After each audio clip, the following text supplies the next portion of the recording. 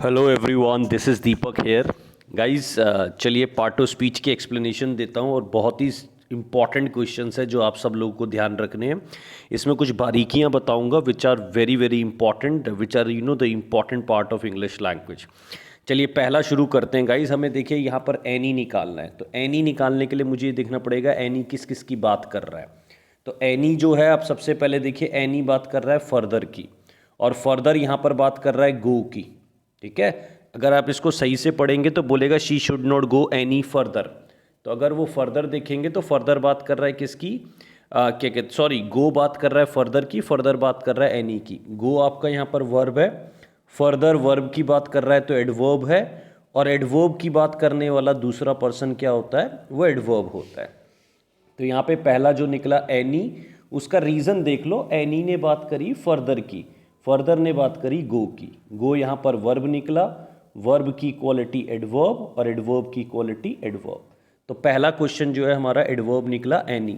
और गाइज एक चीज़ ध्यान रख लेना, एनी एडजेक्टिव भी हो सकता है, एनी प्रोनाउन भी हो सकता है।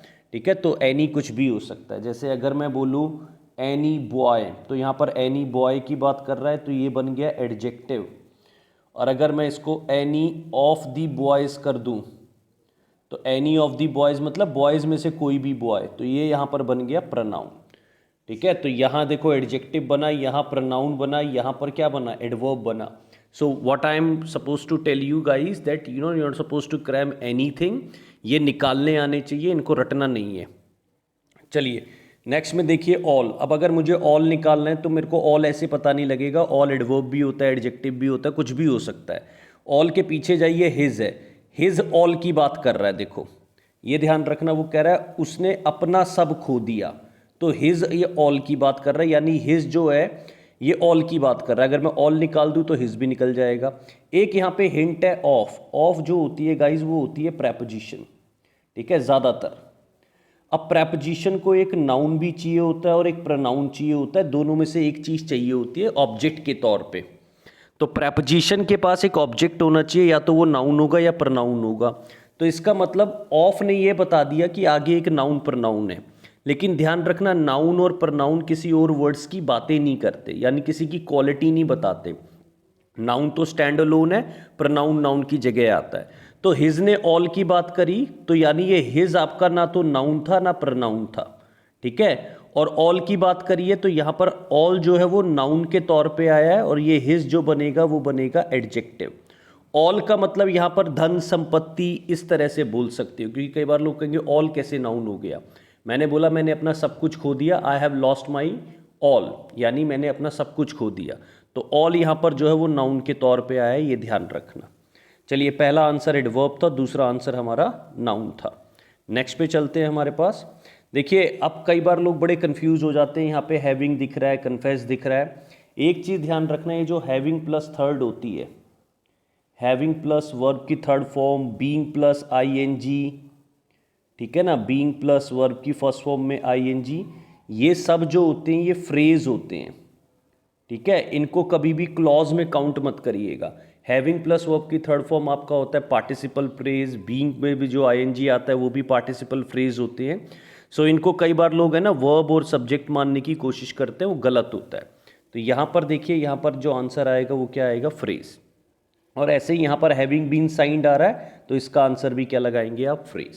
ठीक है, तो ये ध्यान रखना, कई बार लोग इनको क्लॉज लगा देते हैं जो कि गलत होता है। क्लॉज में सब्जेक्ट और वर्ब का होना कंपलसरी है, तो यहाँ पर कोई सब्जेक्ट और वर्ब नहीं है, ये ध्यान रखना। यहाँ पे ये हैविंग प्लस थर्ड जो है ये एक फ्रेज के तौर पे यूज़ होते हैं। चलिए आंसर्स मार्क करते रहिएगा, 38 क्वेश्चन है, मुझे बहुत जल्दी कराने हैं आपको। चलिए नेक्स्ट वन लीजिए। अब कई लोग कह रहे हैं बेटर कैसे आपका वर्ब हो गया। देखो बेटर दी कॉम्पोजिशन, कॉम्पोजिशन को सुधारना है ना, सुधारना। अब सुधारना तो एक्शन है, तो एक्शन क्या है, वर्ब है।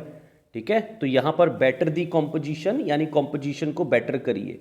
और देखिए सब्जेक्ट शुरू हो सकते हैं ना, गो फ्रॉम हेयर। अब कोई पूछे गो फ्रॉम हेयर में गो क्या है, तो गो तो वर्ब है। तो कई बार सेंटेंसेस वर्ब से शुरू होते हैं, जिनको हम क्या कहते हैं, इंपैरेटिव सेंटेंस बोलते हैं। तो यहाँ पर ये जो आंसर है ये क्या है, वर्ब है। चलिए नेक्स्ट वन देखिए, एवरीवन शुड रिस्पेक्ट दी बेटर्स। अब देखो मैंने बता रखा है ए, एन और द कभी भी आ जाए तो उनके आगे एक नाउन जरूर आता है। हाँ, तुरंत बाद आएगा ये नहीं गारंटी, बट हाँ अगर ए एन द आ गया तो एक नाउन आपको मार्क करना ही पड़ेगा हर हाल में। और अगर द के बाद एक ही वर्ड है तो फिर ऑब्वियस बात है ये क्या है, ये आपका नाउन ही है। ठीक है, द बैटर्स में ये आपका क्या है, नाउन है। तो यहाँ पर ये नाउन की क्वालिटी आपने बता दी, यहाँ पर ये आपका वर्ब हो गया। चलिए नेक्स्ट वन लीजिए। Which set of words are only nouns. अब देखो नाउन्स बनाने के लिए कुछ सफिक्स की ज़रूरत होती हैं, एडजेक्टिव के लिए कुछ सफिक्स की ज़रूरत होती है। जैसे एक चीज़ मैं बता देता हूँ, मेन OUS जो है और फुल है, ये तो आपका ले जाता है आपको एडजेक्टिव बनाने। ठीक है, ज़्यादातर 99% जो है OUS और फुल, सिर्फ स्पून फुल और ग्लास फुल इसके एक्सेप्शन है, वो आपके नाउन होते हैं। बाकी ज़्यादा ब्यूटीफुल, फैंसीफुल है ना, और क्या कहते हैं, कोई भी फुल आ जाए वो आपका एडजेक्टिव होता है। क्रेडुलस, पोरस, रिडिकुलस, पॉम्पस, ये सारे एडजेक्टिव में आ जाएंगे। तो देखो एक सिंपल सी बात बोल रहा है ओनली नाउन्स, तो देखो ये OUS आया, ये आपका एडजेक्टिव हो गया तो ये कट गया। आपको देखो इसमें OUS आया, ये भी कट गया, इसमें भी OUS आया, ये भी कट गया। इसका मतलब इन तीनों में एडजेक्टिव एडजेक्टिव एडजेक्टिव तो दिख गए मुझे। तो अगर आपको वोकलाइज देखो, वर्ब है, वोकलाइज क्या है, वर्ब है। फोटोग्राफिक एडजेक्टिव है, रिडिकुलस एडजेक्टिव है ना। सो ये क्या है, ये एडजेक्टिव्स है। तो मुझे दूर से ही पता लग गया कि इसमें जो आंसर बनेगा वो मेरा क्या बनेगा, C फॉर कैट। अब कई लोग कहते हैं एनालिसिस वर्ब है, एनालिसिस वर्ब है लेकिन नाउन भी है। ठीक है ना, ये ध्यान रखना, एनालिसिस वर्ब है लेकिन नाउन भी है। चलिए अब देखिए, अब अगले में यहाँ पर ये वाला हमारा आंसर था, नाउन का सेट जो है। अब वो बोल रहा है अबव, अबव के पीछे जाओ फ्रॉम। ठीक है, फ्रॉम क्या है, प्रेपोजिशन। इसका मतलब इसको एक ऑब्जेक्ट चाहिए, और वो ऑब्जेक्ट या तो नाउन होगा या वो तो प्रनाउन होगा, ये ध्यान रखना। तो इसको या तो आप नाउन लगाओ या प्रनाउन लगाओ, लेकिन प्रनाउन तो किसी की चीज़ पर बोला जाता है ना, किसी की जगह। लेकिन यहाँ पर बोल रहा है सारी अच्छी चीज़ें ऊपर से आती है, ऊपर मतलब भगवान से आती है। तो एक तरीके से अबव का मतलब यहाँ पे भगवान है, और ये क्या है आपका, नाउन है। ठीक है, तो यहाँ पर ये नाउन लगा सकते हैं। पीछे देखना पड़ेगा आपको पेपरों में, फ्रॉम क्या है, उसके आगे क्या आता है, ए एन द के आगे क्या आता है, ये सारी बातें नोट करनी पड़ेंगी। चलिए नेक्स्ट में आ जाइए, लाइक माइंड। अब देखो लाइक है, उसके आगे प्रनाउन है, तो ये इसका ऑब्जेक्ट बन गया। लाइक यहाँ पर क्या है, प्रेपोजिशन। लाइक माइंड वो कह रहा है अदर सूट्स है मेरी तरह, तो कंपैरिजन भी हो रहा है, उसका रिलेशन पोजीशन भी बता रहा है ना। तो there were other suits like mind in the shop. अब कई लोग कहते हैं ये भी प्रेपोजिशन है। हाँ देखो, ये प्रेपोजिशन है, इसका ये रहा ऑब्जेक्ट, ये प्रेपोजिशन है, इसका ये रहा ऑब्जेक्ट, है ना। तो ये ऑब्जेक्ट्स देखते हुए चलना है आपको, आराम से निकल जाएगा।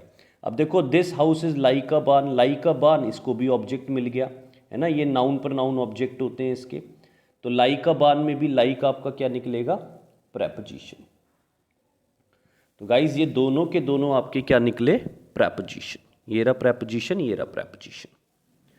चलिए नेक्स्ट पे आ जाइए, wait until I come. Guys अगर मैं आपको बोलूं वेट, तो बताइए इसका पूरा मीनिंग है कि नहीं है। इसका पूरा मीनिंग है, और जो सेंटेंसेस वर्ब से शुरू होते हैं उनके जो सब्जेक्ट होते हैं वो हिडन होते हैं, वो होते हैं क्या, यू। तो इसका मतलब यहाँ पर ये एक्चुअल में है यू वेट। और अगर यू वेट है और पूरा मीनिंग है, ठीक है ना, अगर यू वेट है और पूरा मीनिंग है, तो गाइज ये ध्यान रखो, ये कौन सा क्लॉज बनेगा, प्रिंसिपल क्लॉज। प्रिंसिपल क्लॉज जिनके पूरे मीनिंग होते हैं। तो वेट बोलना अकेले पूरा मीनिंग रखता है। अगर कोई आपको अंटिल आई कम पर अंडरलाइन कर देता तो ये सबऑर्डिनेट क्लॉज होता। चलिए, तो यहां पर ये मैं इसको आंसर लगाऊंगा क्लॉज। ठीक, he called me but I gave him no answer. अब देखो बट से लोगों को लगता है कि डिपेंडेंसी है गाइस। इंग्लिश में कंजंक्शंस होती है फैन बॉयज, इंग्लिश में कंजंक्शंस होती है फैन बॉयज।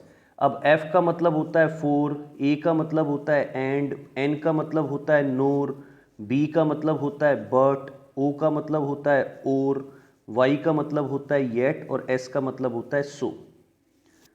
अब ये ध्यान रखना, फैन बॉयज को याद रखिएगा। फैन बॉयज आने पर हमेशा ध्यान रखना प्रिंसिपल क्लॉज आएंगे। फैन बॉयज कोऑर्डिनेटिंग क्लॉज को जोड़ती है, प्रिंसिपल क्लॉजेस को जोड़ती है। इनमें कभी भी सबऑर्डिनेट क्लॉज नहीं आते, ये ध्यान रखना। तो अगर आपको यहाँ पर बट दिख रहा है तो इसका मतलब ये वाला क्लॉज जो है ये प्रिंसिपल क्लॉज है, ये ध्यान रखना।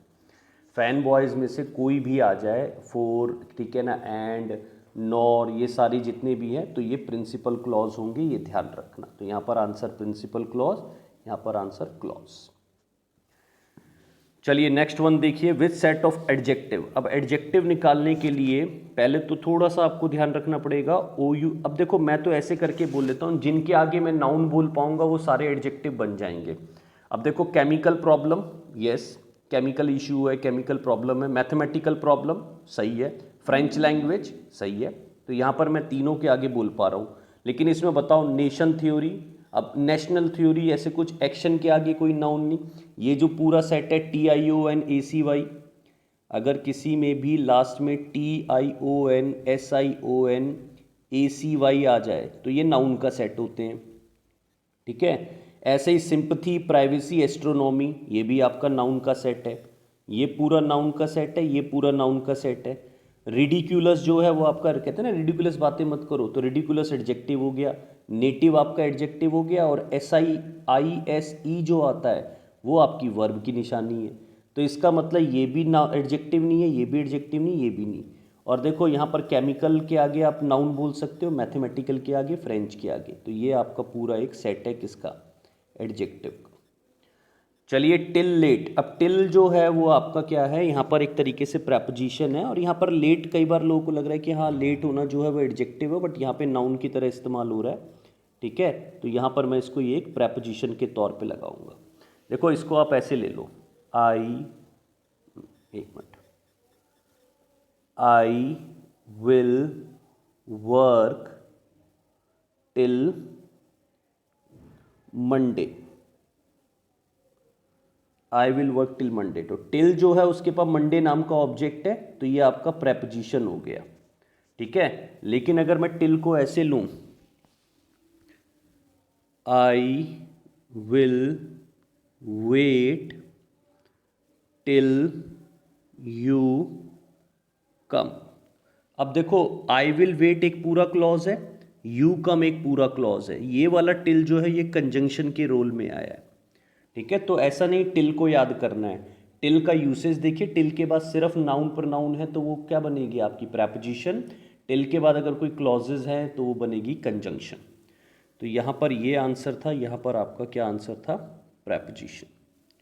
चलिए आज ही नेक्स्ट देखते हैं, noun, adjective and verb. Guys ये मुश्किल क्वेश्चन था, ठीक है। अब अगर मैं देखूं, डेलीगेट हमारी वर्ब हो सकती है, डिफीट हमारी वर्ब हो सकती है, नाउन हो सकता है, टेम्परेरी हमारा टेम्परेरी जॉब एडजेक्टिव, टर्शरी भी हमारा एक एडजेक्टिव हो सकता है। तो ये बना, ये मतलब, लेकिन टेम्परेरी को आप कभी नाउन नहीं बोल सकते या कभी वर्ब नहीं बोल सकते। क्रोनिक आपका क्या है, एडजेक्टिव है। इनकम्बेंसी नाउन है। पेरेंट आपका नाउन है। प्रोपोनेंट आपका एडजेक्टिव बोल सकते हो। यहाँ पर जो आंसर था गाइज वो ये था। इसको निकालना मुश्किल है, इसके लिए आपको और थोड़ा और प्रैक्टिस करनी पड़ेगी। स्क्वायर को आप स्क्वायर भी बोल सकते हो, स्क्वायर बॉल भी बोल सकते हो, और स्क्वायर्ड भी बोल सकते हो। यानी स्क्वायर को आप वर्ब, नाउन, एडजेक्टिव तीनों बोल सकते हो। फ्री को भी कई बार नाउन के तौर पे इस्तेमाल कर लिया जाता है, ऑल्दो फ्री 99% आपका एडजेक्टिव होता है, बट कई बार नाउन में इस्तेमाल हो जाता है। तो मैं डी को भी इसमें आंसर्स लगा रहा हूँ। चलिए अबाउट जो है वो बात कर रहा है वेंडर्ड की। वेंडर्ड आपका वर्ब है, तो ये क्या बन जाएगा, एडवर्ब, ठीक है। तो यहाँ पर ये एडवर्ब लगा दिया। चलिए इसमें आंसर ये था, इसमें आंसर ये था। नेक्स्ट पे आ जाते हैं, he brought me round to his views. अब देखो एक चीज़ समझो, ये टू आया है ना, तो इसके पास ये व्यूज़ इसका क्या है, ऑब्जेक्ट है। हिज यहाँ पे एडजेक्टिव हो गया, तो यहाँ पे ये मामला ख़त्म हो गया। अब कई बार होता है लोग राउंड को क्या करते हैं, प्रेपोजिशन लगा देते हैं। मैं कह रहा हूँ लगा देना, लेकिन आगे इसका नाउन पर नाउन दिखाओ पहले। तो इस राउंड का कोई नाउन पर नाउन नहीं है आगे, है ना। इसका मतलब ये राउंड जो है वो पीछे के लिए आई है, किसके लिए, ब्रॉट के लिए। और ब्रॉट मी राउंड का मतलब होता है कन्विंस करना। तो ये जो है हमारा वर्ब है। तो यहाँ पर जो राउंड है ये हमारी एडवर्ब होगी। ये जो राउंड होगी वो क्या होगी गाइस, एडवर्ब होगी। ये ध्यान रखना, क्योंकि राउंड पीछे जा रहा है, आगे की तरफ नहीं है, उसके पास कोई ऑब्जेक्ट नहीं है, तो वो प्रेपोजिशन के तौर पे नहीं है। The book that is on the chair. अब that is on the chair, that मतलब बुक, तो एक तरीके से सब्जेक्ट के तौर पे ट्रीट किया जा सकता है ना। ये आपका एक सबऑर्डिनेट क्लॉज के तौर पे यहाँ नजर आएगा आपको। The book belongs to Marvin, ये आपका क्या है principal, that is on the chair क्या है सबऑर्डिनेट, ध्यान रखिए। चलिए आंसर लगा लेते हैं इसमें। राउंड आपका जो है ये आपका एडवर्ब है और ये आपका सबऑर्डिनेट क्लॉज है। चलिए सीइंग अ बुल कमिंग, मैंने आपको बोला है कि ये चीज़ें जो होती हैं हैविंग प्लस थर्ड या फिर गोइंग टू दी सिनेमा, ये सब सीधा, अब देखो ये यहाँ पर वो देख कर करके, अगर ऐसे आ जाए ना हिंदी में देख कर करके, तो गाइज ये फ्रेज ही होते हैं, इनको कभी भी ना, यहाँ पर देखो ये वो कह रहा है बुल को देख कर, तो यहाँ पे देखने वाला एक्शन नहीं हो रहा है, वो कह रहा है बुल को देख कर, तो इसका मतलब यहाँ पर जो है ना ये आपका कोई भी क्लॉज नहीं है, ये आपको सिंपली एक फ्रेज मार्क करना है। तो यहाँ पर ये क्या है, ये आपका फ्रेज है। None but the brave deserve the fair, guys में ना थोड़ा कंफ्यूज कर रहा है, आप इसको ये मान लो ये यहाँ पर नहीं है, ये यहाँ पर है आगे, बट दी ब्रेव ऐसे मान लो। None deserve the fair but the brave, यानी किसी को सम्मान मिले ना मिले, ब्रेव को सम्मान मिलना चाहिए, ब्रेव को एक रिस्पेक्ट मिलनी चाहिए। अब बट जो है ना, कई बार लोग समझते हैं उसका मतलब लेकिन है, लेकिन बट का एक मीनिंग और होता है एक्सेप्ट, यानी के अलावा। बट का एक मीनिंग और क्या होता है, के अलावा। तो यहाँ पर बट जो है उसका मीनिंग है के अलावा, तो ब्रेव के अलावा कोई और डिजर्व नहीं करता फेयर, मतलब यानी जो उचित सम्मान है, ठीक है ना। तो मुझे लगता है ब्रेव को उचित सम्मान मिलना चाहिए, तो ये ब्रेव के पास ये ऑब्जेक्ट आया है, ठीक है। तो इसका मतलब ब्रेव जो है यहाँ पर प्रेपोजिशन के तौर पे है। वैसे ब्रेव बट जो है बट जो है प्रेपोजिशन, वैसे बट जो 99% जो आपको दिखेगा वो कंजंक्शन के तौर पे दिखेगा, बट पेपरों में नॉर्मली बट कंजंक्शन नहीं पूछा जाता, बट प्रेपोजिशन के तौर पे पूछा जाता है। तो यहाँ पर जो बट है ना उसको ऑब्जेक्ट भी मिल रहा है, बट उसने 20 में घुसा दिया है, तो हमें थोड़ा सा डाउट हो रहा है, तो यहाँ पर ये प्रेपोजिशन के तौर पे है। चलिए नेक्स्ट आ जाइए। Well who would you have could have done it, well मतलब यहाँ पे एक अपने एक्सप्रेशन शो कर रहा है, वेल यहाँ पर क्या कर रहा है गाइस, एक अपने एक्सप्रेशन शो कर रहा है। एक्सप्रेशन शो करना है ना, सडन फीलिंग दर्शाना, सो ये दीज आर बेसिकली क्या होता है, ये आपकी इंटरजेक्शंस होती हैं। अच्छा मैं कभी नहीं कह रहा कि वेल हमेशा इंटरजेक्शन है, वेल आपका एडवर्ब भी है, वेल आपका और भी कुछ हो सकता है, ठीक है ना। सो यहाँ पर वेल जो है वो एक्सप्रेशन शो कर रही है, तो इसलिए मैं यहाँ पर जो है वेल को क्या लगाने वाला हूँ, इंटरजेक्शन। अब देखो taking my dog for a walk, अब टेकिंग मैंने बोला ना, वॉक को यहाँ पर कोई वर्ब के तौर पे नहीं आ रहा, ये आपका एक सब्जेक्ट के तौर पे आया हुआ है, इसको नाउन फ्रेज भी आप बोल सकते हो, ठीक है। ये नाउन फ्रेज के तौर पे है, क्योंकि इसके पास कोई अपनी वर्ब तो है नहीं। Taking my dog for a walk, यहाँ पर एक वो बोल रहा है अपने डॉग को वॉक पर लेकर, मतलब ले जाना एक फन है, तो यहाँ पर टेकिंग माई डॉग ये जो है एक फ्रेज के तौर पे आया है। मैंने आपको बोला हुआ है जैसे बीइंग के साथ थर्ड, हैविंग के साथ थर्ड, ठीक है ना, और ये सब चीज़ें आपको जो है ये ध्यान रखना, कई बार फ्रेज और क्लॉज में लोग फंस जाते हैं। ये आपका एक फ्रेज के तौर पे यूज़ होगा, और क्योंकि ये वर्ब से पहले आ रहा है, वर्ब से पहले नाउन प्रोनाउन आते हैं, तो इसका नाम है नाउन फ्रेज, इसका नाम है नाउन फ्रेज। चलिए आ जाइए नेक्स्ट पे आ जाते हैं, पहले इसके आंसर से लगा लेते हैं, ये इंटरजेक्शन और ये आपका फ्रेज। चलिए I went to Spain to study the language and the culture. अब देखो ये जो टू प्लस में वर्ब की फर्स्ट फॉर्म है, ये इन्फिनेटिव फ्रेज है। टू प्लस में वर्ब की फर्स्ट फॉर्म जो है, अब यहाँ पर इसका कोई सब्जेक्ट तो है नहीं, ये तो आप एक आपको क्या कर रहा है कि ग्रुप ऑफ वर्ड है, तो ये आपको यहाँ पर एक फ्रेज के तौर पे दिख रहा है। To study the language and culture एक फ्रेज के तौर पे है, और टू प्लस में वर्ब की फर्स्ट फॉर्म ज़्यादातर हम इन्फिनेटिव बोलते हैं, तो इन्फिनेटिव फ्रेज के तौर पे है, तो यहाँ पर आप इसको फ्रेज लगाइए। चलिए no decision has yet been made, कोई भी डिसीजन अभी तक लिया नहीं गया है, तो यानी ये जो येट है वो मेड की बात कर रहा है, और मेड आपकी यहाँ पर वर्ब है, तो ये क्या बन जाएगा, एडवर्ब। चलिए नेक्स्ट वन लेते हैं गाइस। नेक्स्ट वन हमारे पास क्या है देखते हैं, ask either of them. Guys कभी भी अगर आपके पास वन ऑफ, आइदर ऑफ, ठीक है, ईच ऑफ, ठीक है, सम ऑफ, और अगर मैं बोलूँ कुछ भी लगा सकते हैं यार, जितने भी ऑफ लगा के ऐसे आ जाएं, जैसे है ना नन ऑफ, एनी ऑफ, अगर ऐसे करके वर्ड आता है तो ये सारे के सारे जो हैं, ये सारे के सारे ये प्रोनाउन कहलाते हैं, क्योंकि सिलेक्शन हो रहा है।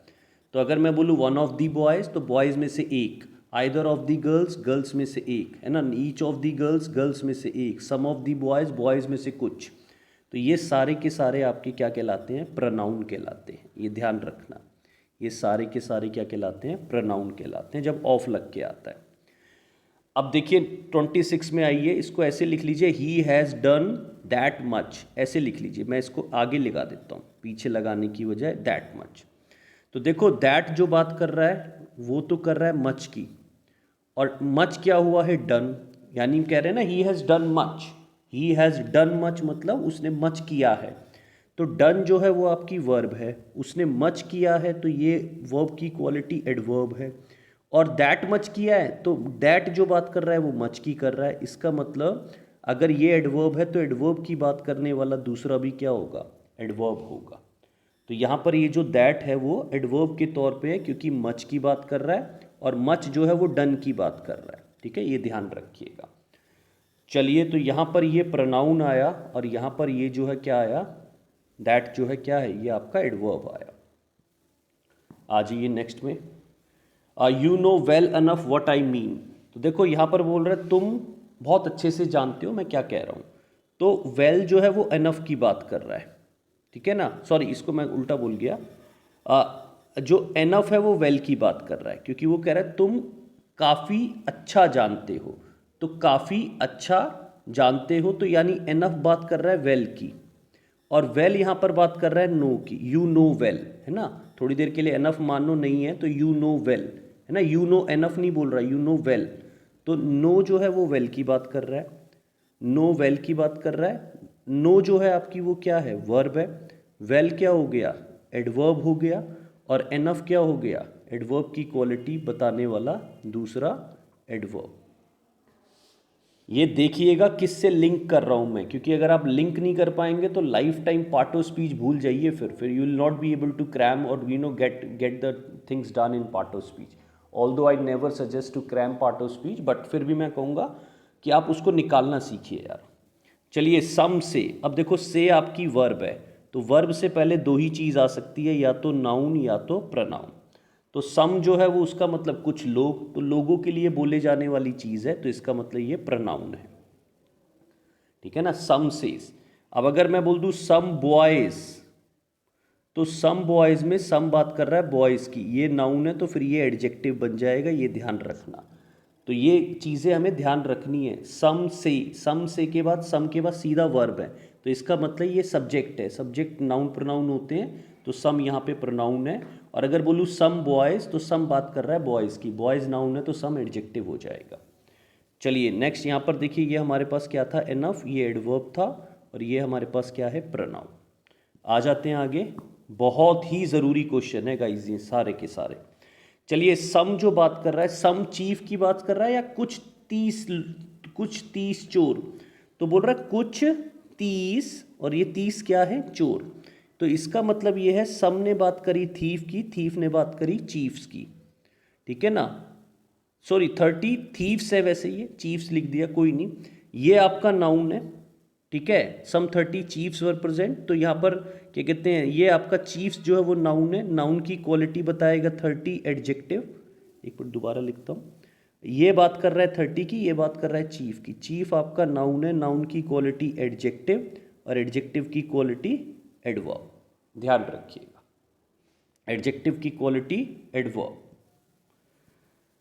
चलिए वट हुम विच, ये सब क्या होते हैं, ये सब हमारे प्रोनाउन होते हैं। ठीक है ना, अगर कोई पूछे वेयर, व्हेन, हाउ, ये आपकी जो क्या होती है, एडवर्ब होती है, लेकिन वट, विच, हुम, है ना, ये सब आपके प्रोनाउन होते हैं।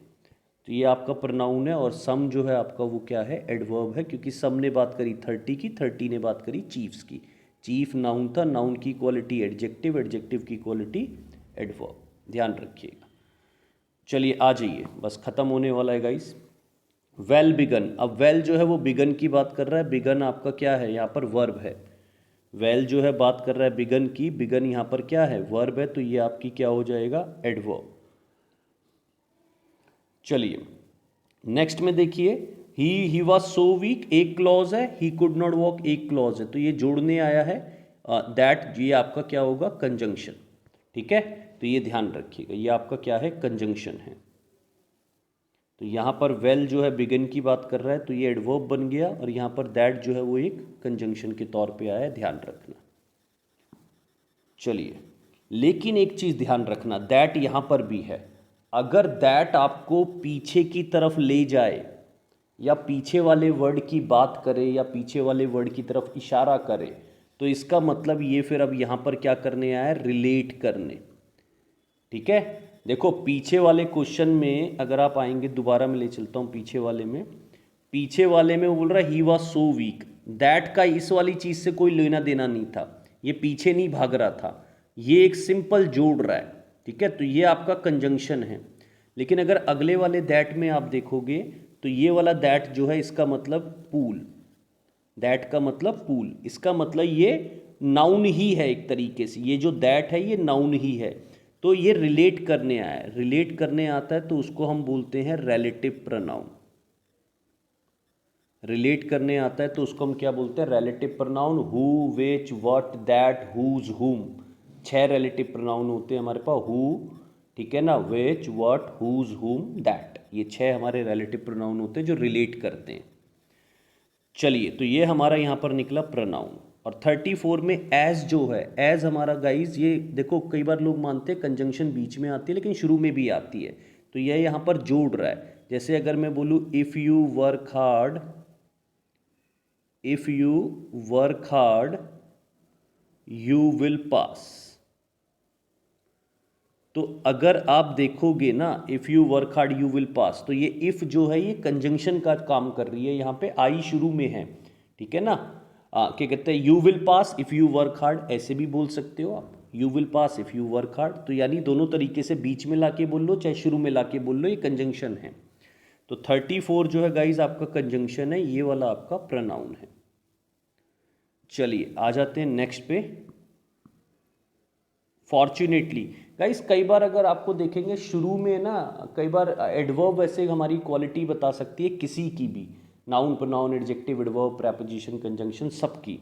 ठीक है, हाँ, लेकिन ज़्यादातर माना जाता है एडवर्ब बताएगी वर्ब की, एडजेक्टिव की और एडवर्ब की। बट कई बार वो शुरू में आ जाती है और पूरे सेंटेंस की क्वालिटी बताती है। तो फॉर्चुनेटली टेररिस्ट वाज कॉट, तो यानी मतलब सौभाग्य से टेररिस्ट पकड़ा गया, तो ये पूरे सेंटेंस को क्वालिफाई कर रही है। तो ये फॉर्चुनेटली जो है यहाँ पर गाइस एडवर्ब के रोल में है। कई बारी पूरे सेंटेंस की क्वालिटी भी बताएगी, ये ध्यान रखना। मैंने आपको बोला था व्हेन आ जाए, वेयर आ जाए, है ना, ये सब क्या होती हैं, एडवर्ब होती हैं। आपको पता ही है व्हेन जो है कहाँ, तो क्या कहते हैं, एडवर्ब ऑफ प्लेस की बात कर रहा है। ठीक है ना, तो अगर मैं बोलूँ तो व्हेन आपका जो है ये एडवर्ब के तौर पे यूज़ होता है गाइस। ठीक है, तो व्हेन आपका क्या होता है, एडवर्ब के तौर पे यूज़ होता है, ध्यान रखिएगा। चलिए, मेरे ख्याल लास्ट क्वेश्चन है आज का, और हाँ जी लास्ट क्वेश्चन है। चलिए, she was there for find, तो देयर फॉर किसकी बात कर रहा है, फाइंड की। वो कह रहा है इसलिए उसको क्या कर दिया गया, फाइंड कर दिया गया। तो देयर फॉर जो है यहाँ पर फाइंड की बात कर रहा है, तो she was there for find यहाँ पर ये एडवर्ब के तौर पे आया हुआ है। ठीक है, और देखो वाई निकालना है यहाँ पर। वाई वैसे नॉर्मली लोग प्रोनाउन लगा देते हैं, लेकिन वाई के पीछे देखो क्या है, द। तो इसका मतलब, द का मतलब इसका नाउन दिखाओ। अब ये तो एंड आ गया, तो अब नाउन इसके बाद तो होगा नहीं।